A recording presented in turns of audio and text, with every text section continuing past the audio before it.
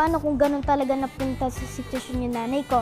Tara na sa Red Bull at mag-take a selfie kasama ngayong mga kapamilya. Tara dito sa Red Bull at mag-take a picture. Tara na sa TV5 Red Bull at mag-take a selfie.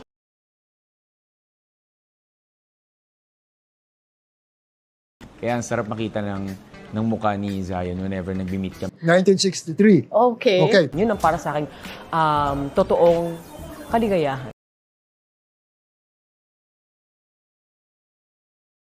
Kasi minsan nadidistract lang tayo ng kaligayahan ng pagkain, friend. Yung sa personal mo na buhay, sa character mo. So, isa yan sa bucket list ko.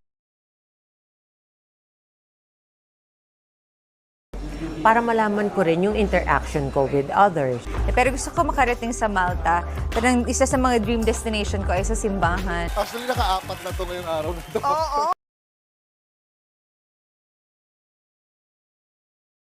Sa totoo hindi ko, matagal na ako maarte pero... Pagmamahal ko sa lahat ng sumusuporta sa akin at syempre hindi mawawala. Alam mo yun, masarap na magtrabaho ka araw-araw na may inspirasyon ka na...